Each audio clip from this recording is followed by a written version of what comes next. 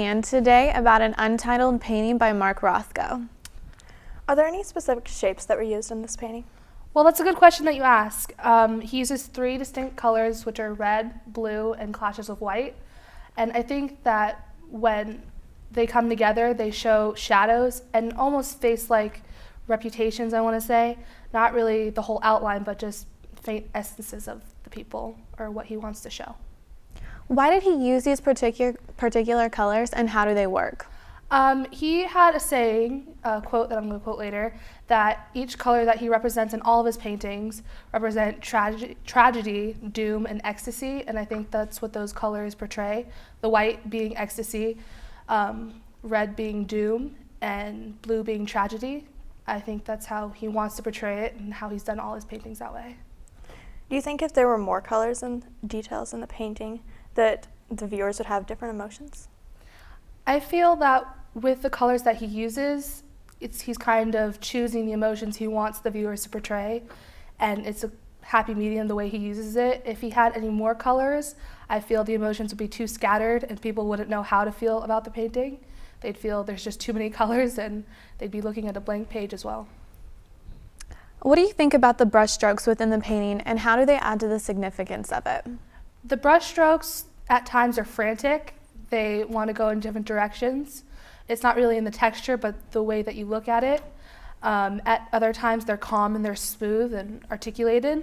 And at other times, he doesn't even use a brush at all. It's a sponge-like substance that looks like it was just blotched on, where there are shades of white and almost so dark where the red and blue clash that it's almost black.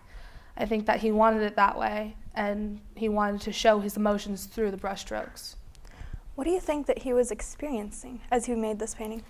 Well, Mark Rothko, as a painter, he felt that his art wasn't appreciated as much as it could be all throughout his life. He had multiple paintings that just didn't make it anywhere. I feel that he had a quote that he said that if you're only moved by color relationships, you're missing the point. I'm interested in expressing the big emotions, tragedy, ecstasy, and doom. That's what he wanted to portray. If you didn't understand that, then you were missing the point. If you just looked at it for the color and not for what it really was him trying to express emotion, he saw you as not thinking about it hard enough, or letting yourself open up to what he's trying to show you.